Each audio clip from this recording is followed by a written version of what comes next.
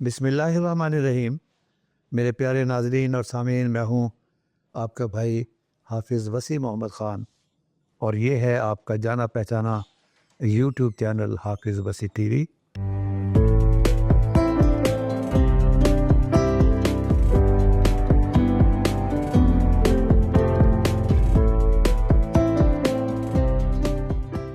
और हमारी ये लाइफ स्टॉक फैटनिंग के बारे में, जिसे उर्दू में फरबगाही कहते हैं, ये हमारी अल्हम्दुलिल्लाह 17वीं किस्त है। हम अल्लाह ताला के शुक्रगुज़ार हैं कि उसने हमें ये तौफ़ीक दी और हम आपके शुक्रगुज़ार हैं और आपके सब्र की दाद देते हैं कि आपने रोज़ बरोज़ ज़्यादा से ज़्यादा इसको देखना शुरू कर दिया है। हमारी व्यूअरशिप इस प्रोग्राम की सबसे ज़्यादा आ रही है। तो मेरे आज के मेहमान नहीं बल्कि मेज़बान जनाब नवीद इकबाल साहब हैं। नवीद इकबाल साहब, वेलकम। मेरे दोस्त कुछ शिकवा इस किस्म का कर रहे हैं ये इन लास्ट 2 या 3 प्रोग्रामों से कि हाफिज़ साहब आप ज़्यादा बोलते हैं और मेहमान को आप बोलने नहीं देते। अब मैं अपने दोस्तों को ये बताना चाहता हूँ आपकी वसातत से कि अब हालात तब्दील हो गए हैं। आप मेज़बान हो गए हैं और मैं मेहमान हो गया हूँ। ऐसे बिल्कुल ठीक। इसलिए जो ड्यूटी है बोलने की वो आपने मुझे तफवीज़ की है और इंशाअल्लाह ताला जब आपका फील्ड आएगा तो फिर ये उसी इज़्ज़त के साथ ये जो पोजीशन है ये वापस कर दीजिए। ये आपके हवाले हो जाए। तो नाज़रीन, आज का प्रोग्राम 17वीं किस्त है हमारी। नाज़रीन, चूँकि हम मुसलसल अब ये फीड को टच कर रहे हैं तो आज हम लाइफ स्टॉक फीड के बारे में बात करेंगे, इसलिए कि पिछले प्रोग्राम्स में हमने ये बात कही थी कि 60% हमारी लागत जो है वो फीड के ऊपर है और 60% लागत फीड के ऊपर होने के बावजूद कभी कभार वो लागत जो है हमें उतना रिटर्न नहीं देती, इसलिए कि वो क्वालिटी फीड नहीं होती जो लाइफ स्टॉक पैटर्निंग के लिए दरकार है। तो आज का प्रोग्राम उसी चीज़ के बारे में है। तो मैं हैंड ओवर करता हूँ जनाब नवीद इकबाल साहब को। बहुत शुक्रिया हाफिज़ साहब। अब हम जो ना फीड के ऊपर डिस्कशन कर रहे हैं, जैसे कि आपने बताया कि हमारा जो फीड लॉट बिज़नेस है इसमें 60-70% जो शेयर चले जाता है वो चले जाता है फीड के ऊपर, और जो हमारी फीड लॉट की प्रॉफिटेबिलिटी है उसका बहुत बड़ा इनिसार जो है ना वो फीड की सिलेक्शन के ऊपर है, फीड को बनाने के ऊपर है और फिर फीड डालने के ऊपर है। ये जितना इफ़ेक्टिव और एफिशिएंट होगा फीड लॉट उतने ही ज़्यादा प्रॉफिट के अंदर जाएंगे। अच्छा, इससे पहले कि हम आज की फीड के ऊपर आएंगे जो कि एल्फाल्फा है या उसको लूसन कहते हैं उर्दू के अंदर, तो चंद गुजारिशत मैं आपकी खदमत में पेश करना चाहूँगा और मैं अब हर प्रोग्राम के शुरू में ये गुजारिशत आपसे बार बार करूँगा कि सबसे पहले ये जो चीज़ है कि ये अब आप जो अपने फार्म के ऊपर डेवलप करते हैं ये कैटल डेवलप नहीं करते बल्कि मीट डेवलप करते हैं, मीट प्रोड्यूस करते हैं। आप जो लोग हैं आपने मीट प्रोडक्शन फैक्ट्री लगाई हुई है।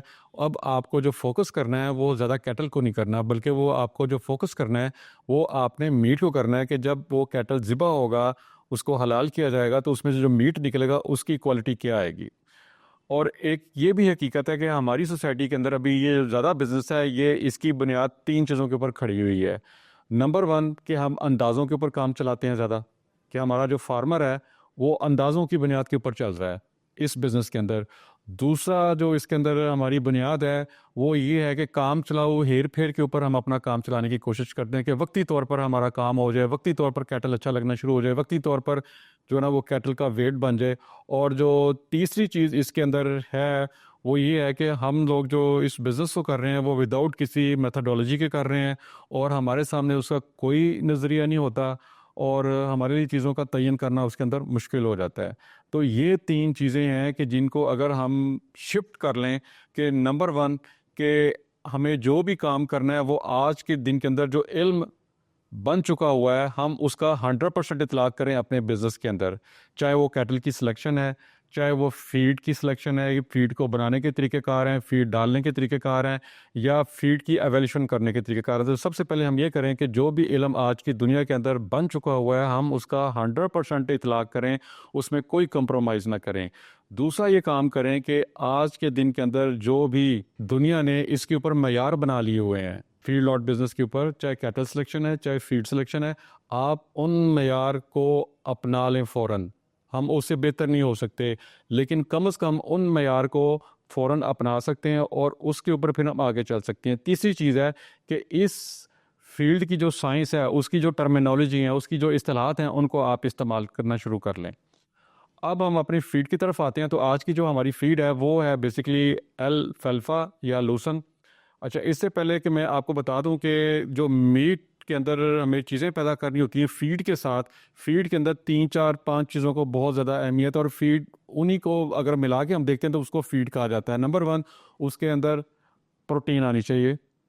अब जो भी हम फीड डालते हैं तो हमें पता होना चाहिए कि इसके अंदर प्रोटीन कितनी है और हमारे कैटल को प्रोटीन कितनी चाहिए। दूसरी चीज़, उसके अंदर एनर्जी है, कार्बोहाइड्रेट्स है या फैट्स। अब हमें जब भी कोई फीड डालनी है तो हमें ये देखना है कि इसके अंदर ये न्यूट्रिशन कितना है, उसके अंदर है भी कि नहीं है, ज़्यादा है या कम है, या उसको बैलेंस फिर कैसे करना है। उसके बाद इसके अंदर आ जाते हैं विटामिन्स, फिर आ जाते हैं मिनरल्स, और फिर इसके अंदर आ जाता है मॉइस्चर। अब ये चारों चीज़ें जब मिलकर बनती हैं तो उसको कहते हैं फीड। अब फीड के लिए आपके पास मुख्तलिफ फसलें अवेलेबल हैं, आपको मुख्तलिफ आपके पास ग्रेन्स आपको अवेलेबल है, जिसकी मदद के साथ आप उस फसल को बनाते हैं और उससे आप फिर फीड बनाते हैं। अब अगर आपको अपने कैटल की रिक्वायरमेंट का नहीं पता फीड का, कि उसको प्रोटीन कितनी चाहिए और कब चाहिए, उसको एनर्जी कितनी चाहिए, उसको जो विटामिन्स कितने चाहिए, और उसको फिर मिनरल्स कितने चाहिए और मॉइस्चर कितना चाहिए, तो आपकी जो फीड बनेगी वो आपको महंगी पड़ेगी, उसके रिजल्ट भी अच्छे नहीं आएंगे और आप लॉस के अंदर भी चले जाएंगे। और उसकी जो मीट की क्वालिटी निकलने वाली है, जिसके अंदर सबसे ज़्यादा इंपॉर्टेंट चीज़ है उसका pH level, water holding capacity, उसका मॉइस्चर, उसका टेक्सचर, और उसका फैट का कलर, उसका मीट का कलर, ये तमाम चीज़ें उसके अंदर नहीं बिल्डअप हो सकेंगी। तो feed is very much important, बहुत ज़्यादा इंपॉर्टेंट है। इन तमाम प्रोग्राम को आप बहुत ज़्यादा गौर से सुनिए और ये फोकस करके सुनिए कि अब आपने जो फीड भी डालनी है वो राशन होगा। राशन किसे कहते हैं कि जो 24 आवर में आपके कैटल को फीड चाहिए। अब आप उसको बैलेंस करना पड़ेगा। तो हाफिज़ साहब एक तो आपके सामने चीज़ें रखेंगे, वो फीड की जो भी फसल आपके पास है या जो भी आपके पास उसके लिए कंसनट्रेट आप बनाना चाहते हैं, जो ग्रेन्स अवेलेबल हैं, हम एक एक करके उसको आपके साथ डिस्कस करेंगे। वो टेक्निकली तमाम चीज़ें उसके सामने रखेंगे। फिर ये आपको ये भी बताने की हम कोशिश करेंगे कि जब राशन बनाते हैं तो उसको बैलेंस कैसे करते हैं, क्योंकि जो अनबैलेंस जो फीड है वो भी आपके लिए, आपके कैटल के लिए प्रॉब्लम क्रिएट करेगी, और उससे कॉस्ट भी बढ़ जाएगी, वेस्टेज भी बढ़ जाएगी, और उससे रिजल्ट भी नहीं आ सकेंगे, और जो मीट बनेगा वो इंटरनेशनल स्टैंडर्ड पे भी नहीं होगा और एक्सेप्ट भी नहीं होगा और उसकी प्राइस भी नहीं मिलेगी। तो अब मैं सबसे पहले हाफिज़ साहब से रिक्वेस्ट करूंगा कि इससे पहले कि हम उसकी टेक्निकलिटीज़ पे जाएं कि ये जो अल्फ़ा है ये बेसिकली है क्या, मैं इनसे एक क्वेश्चन करूंगा जो मेरे ज़हन में भी आता है और बहुत सारे ज़हनों में आता है कि ये जो अल्फ़ा है ये कुछ 7-8 हज़ार साल से दुनिया में मौजूद है। लोग इसको कैटल्स के लिए यूज़ करते हैं, घोड़ों के लिए यूज़ करते थे, कुछ 7-8 हज़ार साल हो गए हैं। लेकिन हमारे मुल्क के अंदर ये गुज़श्ता चंद सालों से ज़्यादा मशहूर हुई है। तो इससे पहले कि हम इसकी टेक्निकल चीज़ों को डिस्कस करें तो मैं हाफिज़ साहब को कहूँगा ज़रा इस पे रोशनी डाल दें कि इतनी देर तक हम इससे नाबल्द क्यों रहे, इतनी देर तक हम इसको क्यों नहीं यूज़ किया, और अब जाके एकदम से ये हमने क्यों यूज़ करनी शुरू कर ली, इसकी कास्ट क्यों ज़्यादा हो गई है चंद सालों से। तो इस पर ज़रा आप अपनी रोशनी डालिए।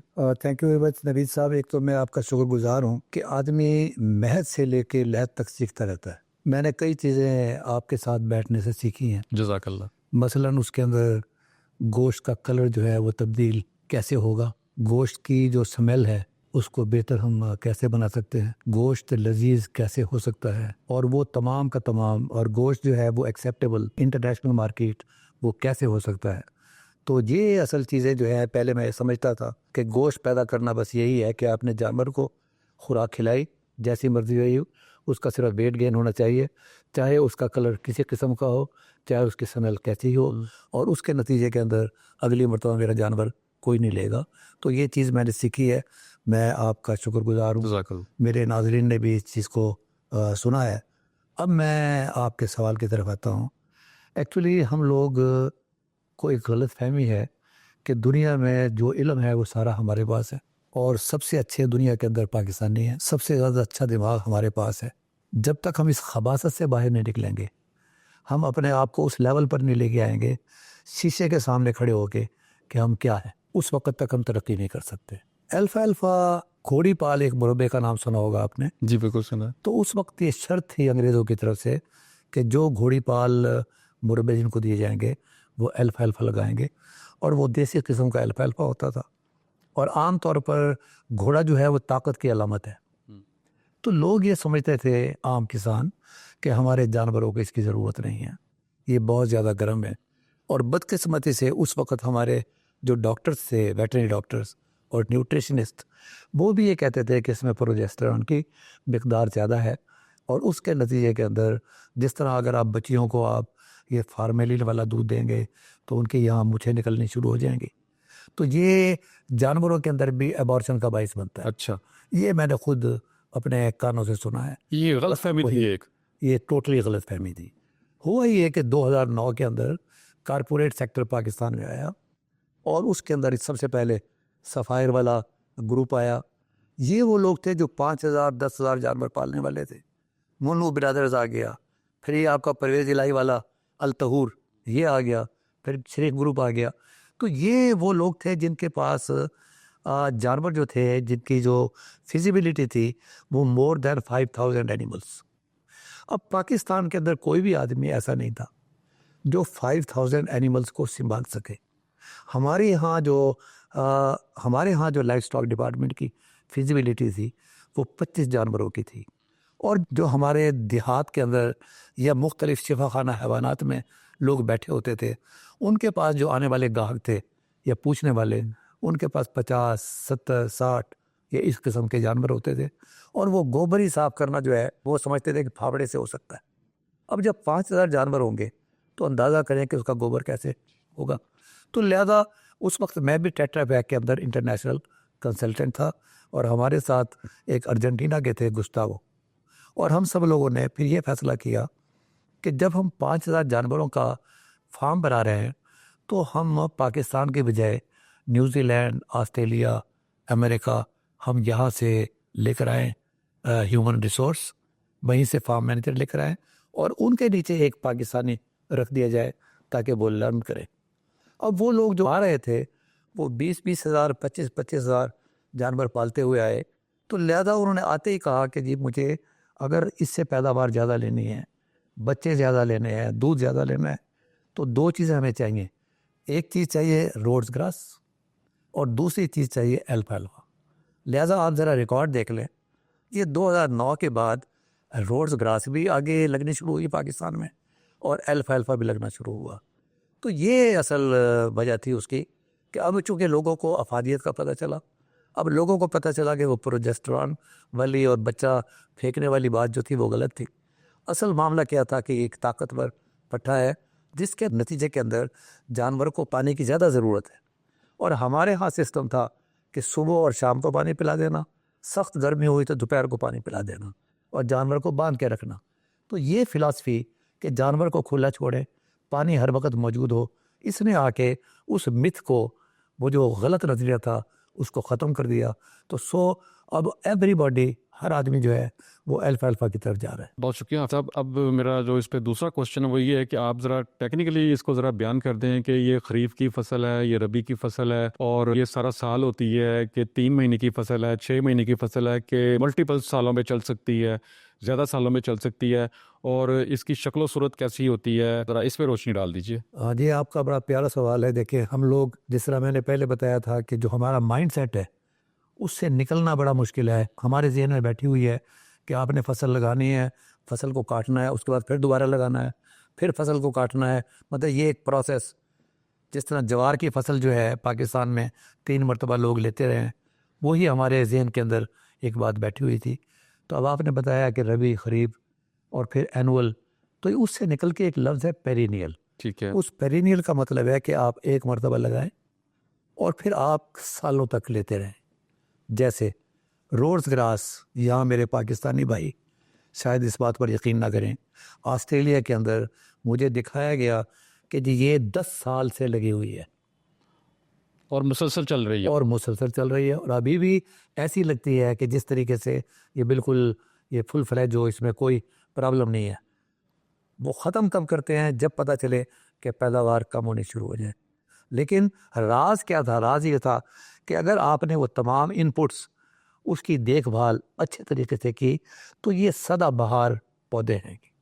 और अल्फाल्फा मैंने देखा है 6 साल तक, 5 साल तक मैंने खुद चलाया।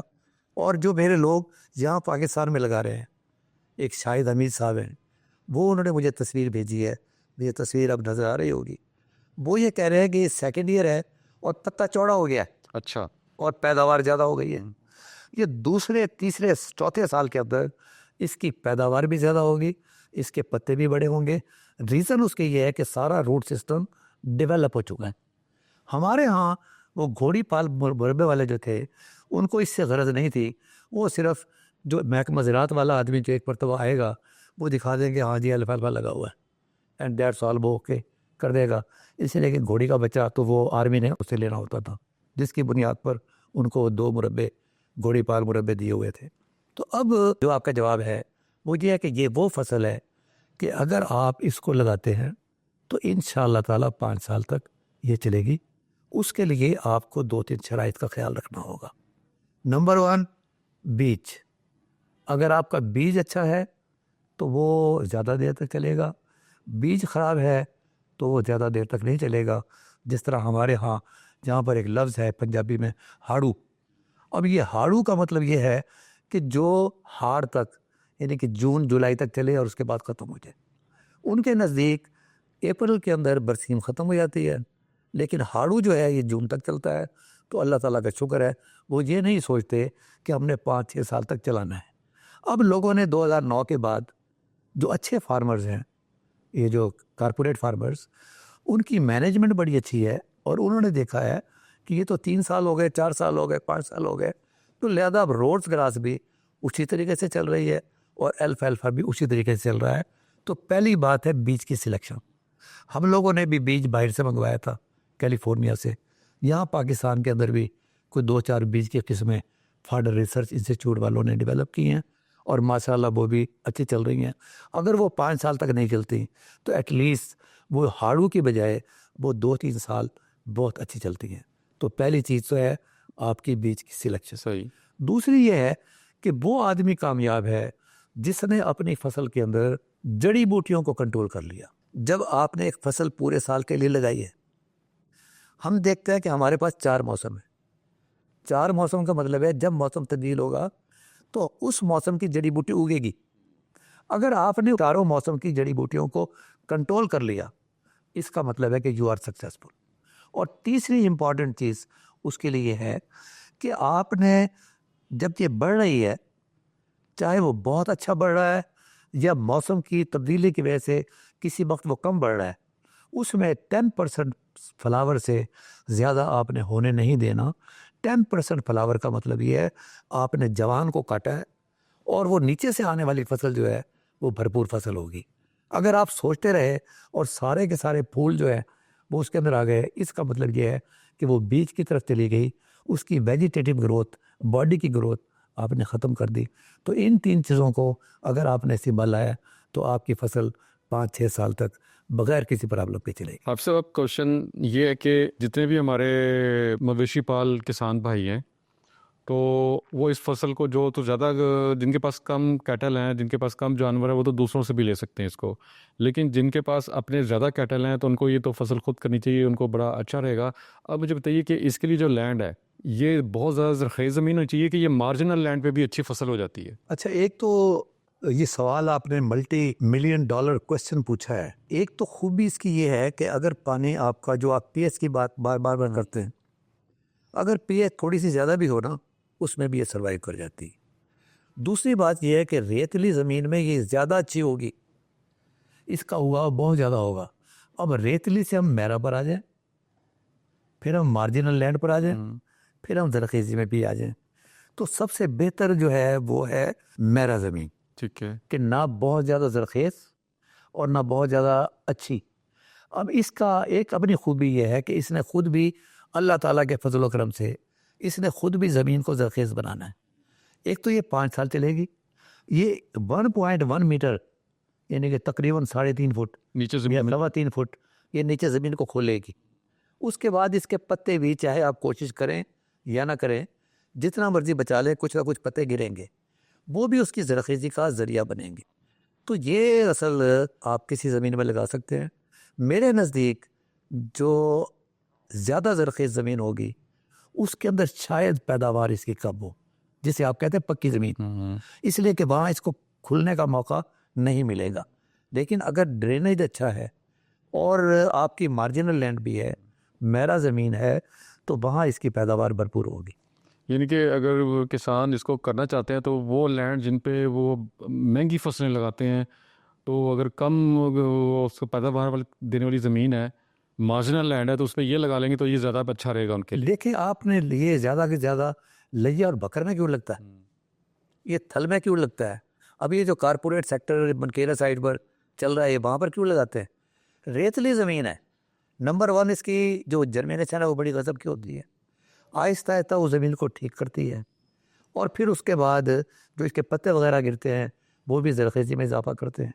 तो yes, you are very right कि मैं अपनी ज़मीन को देख लूँ, और ज़रूरी नहीं है कि मैं ज़रख़ेज़ ज़मीन को तलाश करूँ, मैं मार्जिनल लैंड को या मेरा ज़मीन को करूँ, ताकि इसको लगाने के बाद वो और ज़रख़ेज़ बन जाए, और उसका फ़ायदा भी ज़्यादा अच्छा होगा। फ़ायदा भी ज़्यादा अच्छा होगा। अच्छा, उसके बाद अब हम फोकस करते हैं मीट कैटल के ऊपर, कि अभी तक हम जितना भी हमारे यहाँ चारा बनता है, हम उसकी मुख्तलिफ़ शक्लें उसकी इख्तियार करते हैं, मुख्तलिफ़ फसलें लगती हैं, तो उसमें ज़्यादातर जो हमारा तो पहले डेयरी का एक्सपीरियंस ज़्यादा है, हमारी सोसाइटी के अंदर डेयरी को ज़्यादा फोकस किया जाता है। उसके बाद हमने प्रोडक्शन लेनी होती है, बच्चे लेने होते हैं। अब ये एक तीसरी चीज़ है कि हमने उससे मीट लेना है। अब मुझे आपसे ये क्वेश्चन करना है कि मीट लेने के लिए एक स्पेसिफिक जो कैटल की रिक्वायरमेंट होती है, वो सबसे पहले प्रोटीन की होती है। उसके बाद उसके अंदर जो है उसको एनर्जी चाहिए, कार्बोहाइड्रेट चाहिए या फैट चाहिए, दूसरा लेवल है। तीसरा लेवल ये है कि उसके अंदर मिनरल्स चाहिए होते हैं, विटामिन्स चाहिए होते हैं, फिर उसके अंदर जो है ना वो आपको मॉइस्चर चाहिए होता है। अब मुझे ये बताइए कि ये जो हमारी अल्फ़ाल्फ़ा हमारी फसल है, ये इसमें प्रोटीन ज़्यादा है कि इसमें एनर्जी ज़्यादा है? अच्छा देखिए, ये भी मुझे खुशी होगी कि मेरे भाई ज़रा ज़्यादा ध्यान से सुन रहे होंगे, इसलिए कि मैं जो जवाब देने वाला हूँ वो इंटरनेशनल जवाब है। एक तो बुनियादी तौर पर हम ये समझ लें कि बच्चों की खुराक, हमारे बच्चों की खुराक हम सॉफ्ट देते हैं, जवान को हम कढ़ाई गोश्त देते हैं, बूढ़े को हम खमीरी रोटी देते हैं।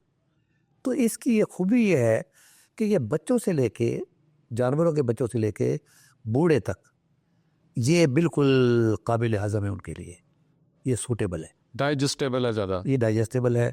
और इसके अंदर अब ये 3-4 चीज़ें तो इसके अंदर मौजूद है। प्रोटीन इसमें हाईएस्ट है 22%, इसके बाद सिर्फ राई ग्रास में, और वो भी ब्लू राई ग्रास, इटालियन ब्लू राई ग्रास, उसमें 26% है। या एक और है टिमोथी ग्रास, वो पाकिस्तानियों ने कभी नाम नहीं सुना, इसलिए कि यहाँ पर कभी आई नहीं है। जहाँ जिन इलाकों के अंदर अल्फ़ाल्फ़ा नहीं होता, घोड़े होते हैं, वहाँ टिमोथी ग्रास उनको दी जाती है। तो इसमें प्रोटीन जो है वो रफली 22% होती है। यानी कि ये जो हम फसल उससे हम जो फीड बनाएंगे, उसमें बेसिकली जो उसकी कैटल की प्रोटीन की रिक्वायरमेंट है, ये मैक्सिमम पूरा करेगी उसको। ये उसको पूरा करेगी। अब प्लस इसके अंदर 3 चीज़ें हमें जो मेजर एलिमेंट्स हैं वो है NPK। ठीक है, ये हर फसल के लिए नाइट्रोजन, फास्फोरस, पोटाश, हमारी अपनी बॉडी के अंदर, हमारे दिल के अंदर, ब्लड सर्कुलेशन के अंदर सबसे ज़्यादा रोल जो है वो पोटाश का है। ये डॉक्टर भी जो है, जो जिनके बाईपास हुए होते हैं, उनको वो पोटाशियम की गोलियां वो ज़रूर देते हैं कि ये आप खाती रहें।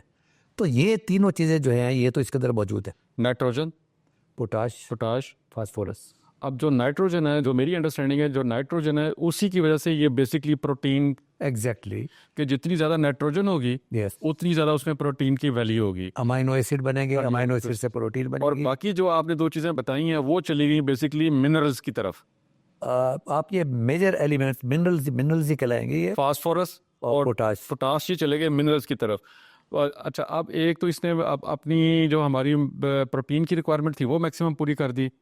उसके बाद जो जो मिनरल्स मिले, ये जो कैटल का मेटाबॉलिक सिस्टम है, फीड को बहुत अच्छे तरीके से लेकर तो उससे रिजल्ट देने का, ये उसको बहुत बेहतर करेंगे। ऐसे ही है? बिल्कुल ऐसे ही है। अच्छा, अब उसके अंदर मुझे अपने जो मेरे दोस्त इसको सुन रहे हैं, हमारे किसान भाई इसको सुन रहे हैं, उसमें ये बताना है कि हम यहाँ पे जो चीज़ें डिस्कस करते हैं ना, वो एक जनरल लेवल पे करते हैं, एवरेज लेवल पे डिस्कस कर रहे होते हैं। जैसे ही आपकी ज़मीन, आपका बीज, आपकी मेहनत चेंज होती है, तो जो फसल आप ले रहे होते हैं ना, उसकी भी ये वैल्यूज़ चेंज होना शुरू हो जाती हैं। तो अब अगर आपने मीट के लिए इस फसल को लेना है, तो आपको इसको टेस्ट कराना पड़ेगा, अच्छा, अब उसके बाद आपने इसको सबसे पहले डिटरमिन करना है कि आपके कैटल को उसकी बॉडी कंडीशन स्कोर के मुताबिक और जिस तरीके से आपने उससे ग्रोथ लेनी है पर डे, उसके मुताबिक जो न्यूट्रिशनिस्ट होगा वो आपको इसकी एक शीट बना के देगा कि आपके कैटल की रिक्वायरमेंट क्या बेसिकली पर डे के ऊपर, जो राशन चाहिए उसको।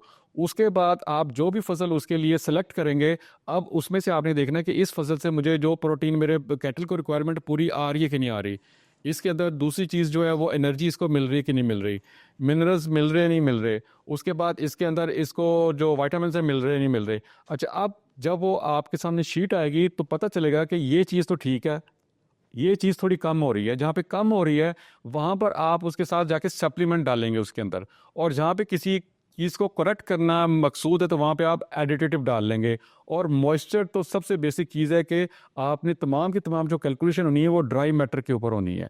तो ये मैं आपके साथ गुजारिश करना चाहता हूँ कि जो हम आपके सामने फिगर्स यहाँ पे रख रहे हैं वो एक एवरेज फिगर्स है, लेकिन आपकी फसल, आपकी ज़मीन उस वक्त क्या चैलेंजेस हैं, उस वक्त इन्वायरमेंट क्या है, क्लाइमेट क्या है, वो तमाम की तमाम चीज़ें डिसाइड करती हैं कि ये जो लेवल्स हम आपके साथ डिस्कस कर रहे हैं ये ऊपर की तरफ जा रही हैं या नीचे की तरफ जा रहे हैं। तो वो काइंडली जब तक आप उसको टेस्ट नहीं कराएंगे, आपको एक्सपर्ट नहीं बताएंगे, आपका न्यूट्रिशनिस्ट नहीं बताएगा, तो वो तब जाके आप सही कैलकुलेट कर सकेंगे। तो इन चीज़ों को आपने लाजमी मद्देनज़र रखना है। हम सिर्फ आपको बेसिक चीज़ें बता रहे हैं कि जो आपको मीट कैटल के लिए बहुत ज़्यादा कंसिडरेशन के अंदर रखनी चाहिए, उन पे तवज्जो करनी चाहिए। अच्छा, अब हाफिज़ साहब मेरा नेक्स्ट क्वेश्चन है कि अब हमने फसल लगा ली, मुझे ये बताइए कि हम एल्फाल्फा को कितनी हालतों के अंदर अपने कैटल के लिए यूज़ कर सकते हैं? आप असल इस कौम की तकदीर जो है मुझे ऐसा लग रहा है कि बहुत जल्दी तब्दील करना चाहते हैं। सवाल ये है कि यहाँ पे एक जुल्फ़िकार अली भुट्टो था, उसके बारे में सरदार अब्दुल क़य्यूम ख़ान साहब को जो प्रेसिडेंट थे, हमने एग्रीकल्चर यूनिवर्सिटी फैसलाबाद में बुलाया और वो जुल्फ़िकार अली भुट्टो ने पूरे आज़ाद कश्मीर का दौरा किया था। सरदार अब्दुल क़य्यूम ख़ान साहब ने उस वक़्त एक तारीख़ी फ़िक्रा कहा था। उन्होंने कहा मैं इसके साथ में था और ये उस जगह पर भी गया जहाँ आज तक थानेदार नहीं गया, इसलिए कि थानेदार वहाँ जाता है जहाँ 10 रुपये मिलते हैं। और साथ में उन्होंने कहा कि मुझे डर ये है कि ऐसा ना हो कि ये हमारा लीडर आगे निकल जाए और कौम पीछे रह जाए।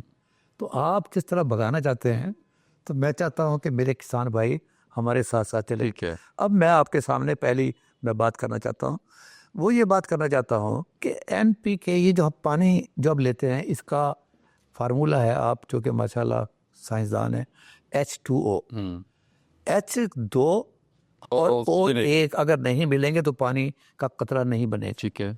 इसी तरीके से ये NPK की एक स्टैंडर्ड मकदार है, वो होगी तो आपका वो पौधा का नशोनुमा सही तरीके से होगी। साथ में अल्लाह ताला ने इसके अंदर जो पत्ते दिए हैं उसमें बेशुमार विटामिन हैं।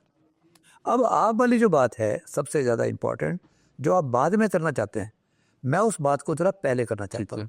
वो ये है कि मेरी जेब में कोई पैसा नहीं है, आप मुझसे 100 रुपये मांग रहे हैं, मैं कहाँ से दूंगा? अगर मेरी ज़मीन के अंदर कुछ मिनरल्स हैं ही नहीं, जैसे कॉपर नहीं है, जैसे जिंक नहीं है, जैसे बोरान नहीं है, जैसे फास्फोरस की कमी है, यानी कि वो मुझे अल्फाल्फा लगाने से पहले अगर मैं ज़मीन का तजिया करवाऊँगा, वो मुझे एक पिक्चर ला कर देगा कि भाई साहब अगर आपने ये चीज़ें आपकी कमी है, ये चीज़ें इसमें डालेंगे तो आपकी पैदावार भी ज़्यादा होगी और पौधे के अंदर हर वो चीज़ मौजूद होगी जो आपको दरकार है। अब आपके सवाल की तरफ आता हूँ। नहीं, इससे पहले कि आप इस सवाल का जवाब दें, मैं आपका शुक्रिया अदा करना चाहता हूँ कि मैं बहुत ज़्यादा पढ़ता हूँ, लेकिन उस्ताद है जैसे आप हैं, तो आपसे मुझे बहुत ज़्यादा रहनुमाई मिलती है और शागिर्दों को हमेशा उस्ताद की ज़रूरत होती है, और उस्ताद की मदद के बगैर कोई चीज़ ना कंफर्म हो सकती है, ना सोची समझी जा सकती है, ना उस पर कंफर्मेशन हो सकती है। तो बहुत शुक्रिया। लेकिन यहाँ पे मैं अपने किसान भाइयों के लिए एक और नुक्ता वाज़ा करता चाहता हूँ, जैसे कि आपने मीट के लिए फीड को देखना है कि फीड के अंदर किस किस चीज़ की कमी है, ताकि आप उसको सप्लीमेंट के साथ या एडिटिव के साथ उसको आप सही कर सकें। इसी तरह फिर आपने ज़मीन की कमी को भी देखना है कि ज़मीन के अंदर हमें क्या मिनरल्स चाहिए, क्या विटामिन्स चाहिए और क्या उसके साथ साथ दूसरी खूबियाँ चाहिए जो अल्फाल्फा को सपोर्ट कर सके। तो अगर उनकी कमी है तो जो हाफिज़ साहब से मुझे चीज़ समझ आई वो ये है कि वो भी इस फसल के लिए ज़मीन के अंदर डालनी है। अगर वो ज़मीन के अंदर नहीं होगी तो फिर वो फसल के अंदर नहीं आएगी, और अगर फसल के अंदर कमी रह गई है तो फिर हम आपको सप्लीमेंट के साथ और एडिटिव के साथ आप उसको ठीक कर सकते हैं। तो ये काम ज़मीन से शुरू होगा, बेसिकली मिनरल्स और विटामिन्स का। बहुत शुक्रिया हाफिज साहब। इसमें अगर थोड़ा सा ऐड कर दें कि अगर आप बहुत अच्छे, जिस तरह आप चाहते हैं कि मेरे किसान जो है पूरे दुनिया के अंदर नंबर 1 हो, तो फिर वो पानी का भी टेस्ट करवाए और ज़मीन का भी टेस्ट जी करवाए। बहुत ज़रूरी, बहुत वो उसके सामने पूरी पिक्चर आ जाएगी कि मेरे अल्फा अल्फा के पौधों को जिन चीज़ों की ज़रूरत है वो ऑलरेडी मौजूद हैं या नहीं है। अगर मौजूद है तो मुझे डालने की ज़रूरत नहीं है, अगर मौजूद नहीं है तो मैं कितनी मिकदार में उसमें डालूँ। तो ये असल एक चीज़ है। अब हम आगे चलते हैं। कि हाफिज साहब ये जो अल्फा है, इससे हम कितनी किस्म के चारे और या कितनी इसको किस्मों के अंदर डाल के तो हम कैटल के लिए, मीट के लिए यूज़ कर सकते हैं? ये बहुत प्यारी आपने बात कही है। देखिए, सबसे आसान तरीका जो है ना, वो तो है ग्रेजिंग, ठीक है। कि मैंने फसल को लगा लिया, जानवरों को छोड़ दिया, जानवर पेट भर के वापस आ गए, ना मैंने काटा, ना मुझे कोई तकलीफ हुई, अल्लाह अल्लाह खैर सल्ला। लेकिन और फसलों के अंदर तो रोड्स ग्रास में ग्रेजिंग को रिकमेंड किया जाता है, लेकिन अल्फा अल्फा को रिकमेंड नहीं किया जाता। इसलिए कि जो मेरे किसान भाई अल्फा अल्फा ग्रो करते हैं, वो ज़रा इसके पत्ते, इसके तने को देखेंगे, उसके अंदर हवा भरी हुई होती है। और अगर आप जानवरों को छोड़ देंगे और ख़ास तौर पर सुबह के वक्त छोड़ देंगे तो हवा अंदर भी जाएगी और उससे एक बीमारी होती है ब्लोट, पेट फट जाता है। तो इसको डिस्करेज किया जाता है कि अगर बहुत ही क़यामत आई हुई हो तो फिर ये आप आधे घंटे के लिए आप छोड़ दें, और वो भी छोड़ें दोपहर के वक्त, सुबह का वक्त ना हो, शाम का वक्त ना हो, और जानवरों को वापस ले आएँ। तो it is not recommended here. जब हम कैटल की फैटनिंग की बात कर रहे हैं तो इसको हम तो रिकमेंड उसको जाके खेत में छोड़ना नहीं चाहिए कि वो चलता रहे वहाँ हाँ, पर, ये नहीं। इसको हमें खेत में नहीं ठीक है। छोड़ना चाहिए। दूसरी है कट एंड कैरी, जो हमारा ख़ानदानी और रिवायती तरीका है। वो ये है कि हम काटें, कुतरा करें, जानवरों के सामने डाल दें। यस, उसमें फ़र्क सिर्फ ये होगा कि आज जो मैंने काटा है उसमें 19% प्रोटीन है, कल को जो मैंने काटा है उसमें 20% है, परसों जो मैंने काटा 21% है। ऐन मुमकिन है उसके बाद वो रिवर्स गेयर लगाना शुरू कर दे और फिर वो नीचे की तरफ आ जाए। तो उसका जो एक साइंटिफिक कैटल फार्मिंग है उसके अंदर उसकी जगह नहीं है। ठीक है। लेकिन लोकल लोगों के अंदर, लोकल फार्मिंग में उसकी जगह, उसका एक रोल है। लोग इसको आसान समझते हैं कि मशीनें कहाँ से लेके आएँ, कैसे उसको सुखाया जाए, ये दूसरी शक्ल है। ठीक है। ये नॉर्मली रिकमेंडेड है, नो प्रॉब्लम। अगर आपके पास जानवर इतने हैं और 10% पे आपके पास आदमी भी मौजूद हैं या छोटी मशीनें मौजूद हैं, आप काट के जानवरों को एकदम नहीं डालना, आपने उसको कुछ देर रखना है ताकि जो उसकी फ्रेशनेस जो है, जो पौधे की, वो ज़रा कम हो जाए, हवा उसमें से निकल जाए और जानवर के लिए वो प्रॉब्लम क्रिएट ना करे। ये है कट एंड कैरी का वो तरीका जो पाकिस्तान में इस्तेमाल है। तीसरा तरीका जो यूनिवर्सल है, इंटरनेशनल, वो है हे मेकिंग का। और वो हे मेकिंग अगर मैं करना चाहूँ तो बेशुमार तरीके हैं, ना करना चाहूँ तो उससे ज़्यादा बहाने। ठीक है। उसका तरीका फिर ये है कि आपने फसल को काटना है। सर्दियों के अंदर कदरे मुश्किल है, गर्मियों के अंदर ये एक दिन के अंदर ऊपर वाला हिस्सा खुश्क हो जाएगा, नीचे वाला जो हिस्सा है वो आपने उसको तब्दील करना है।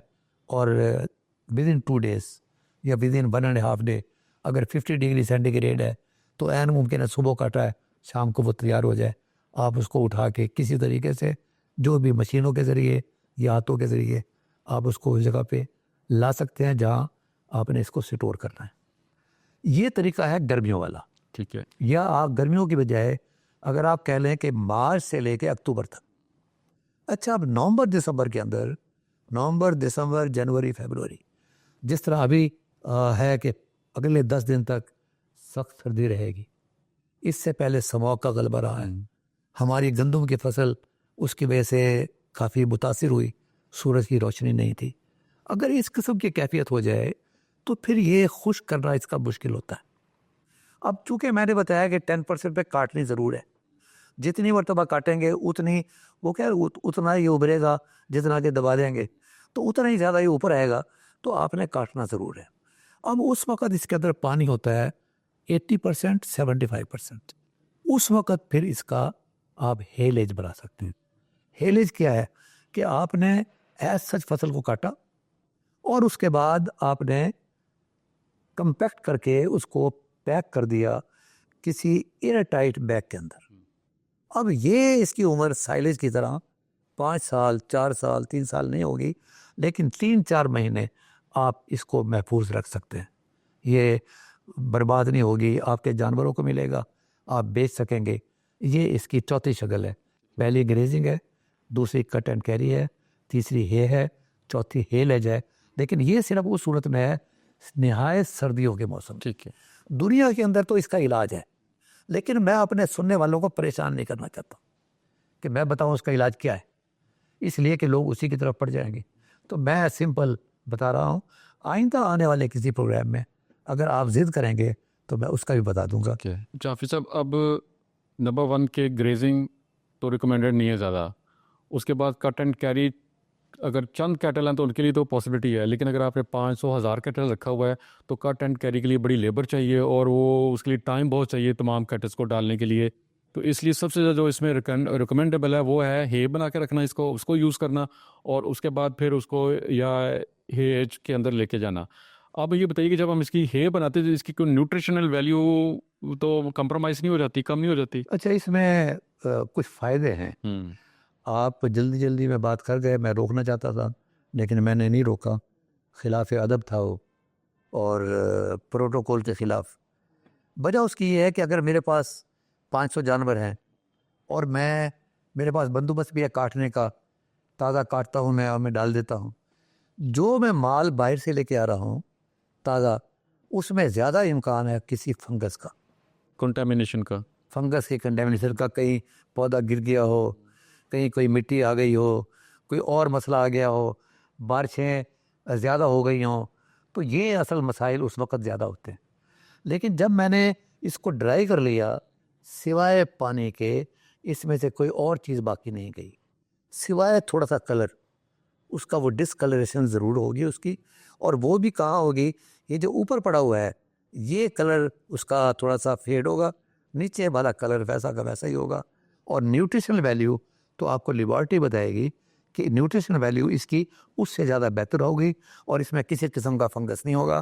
प्लस अगर 5 दिन पहले 10 दिन पहले मैंने कोई इंसेक्टिसाइड इस्तेमाल की है, वो जो यहाँ पे मैंने जो हे बना कर रखी है, हे बनते बनते भी कुछ वक्त लगा है, फिर वो एकदम इस्तेमाल नहीं होगी।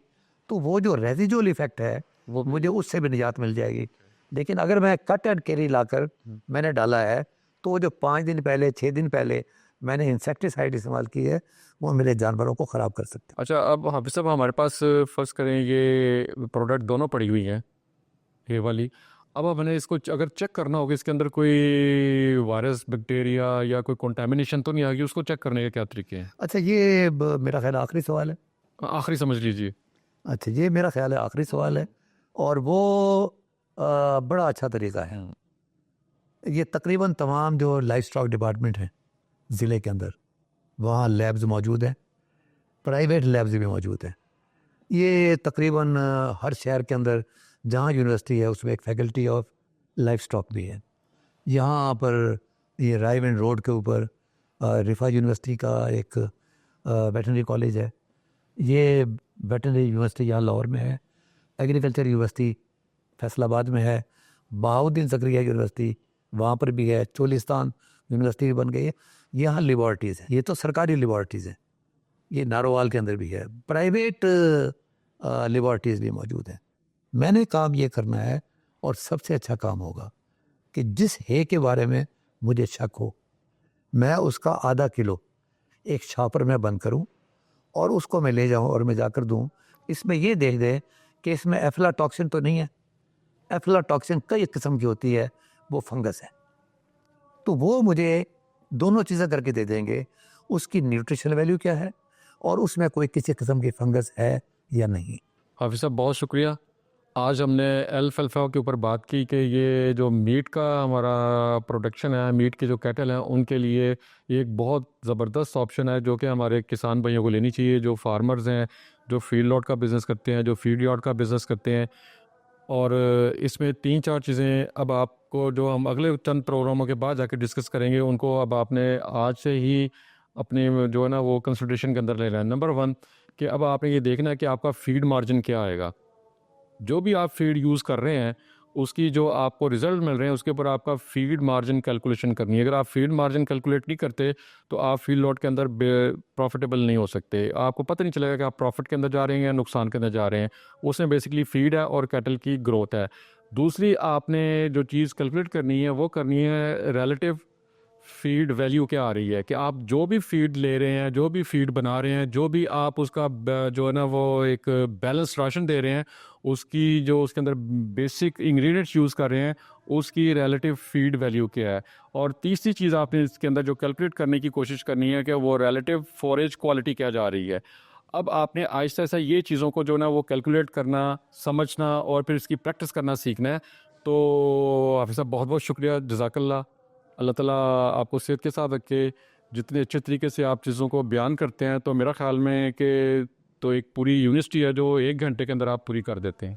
Sir thank you very much. नाज़रीन आपका बहुत बहुत शुक्रिया। और ख़ास तौर पर नवीद इकबाल साहब ने मेरी सेहत के बारे में दुआ मांगी है। मुझे खुशी है कि मैं कमेंट्स के अंदर और डायरेक्ट टेलीफोन्स के अंदर जब लोग मेरी आवाज़ को सुनते हैं तो वो समझते हैं, क्योंकि आवाज़ ख़राब होती जा रही है, तो वो समझते हैं कि कोई सॉफ्टवेयर ख़राब हुआ है, तो उसके लिए दुआ करते हैं। मुझे आपकी दुआओं की सख्त ज़रूरत है। इंशाअल्लाह ताला अगले प्रोग्राम में नई फसल के साथ हम हाज़िर होंगे। वमा अलैना इल्लल बलागुल मुबीन।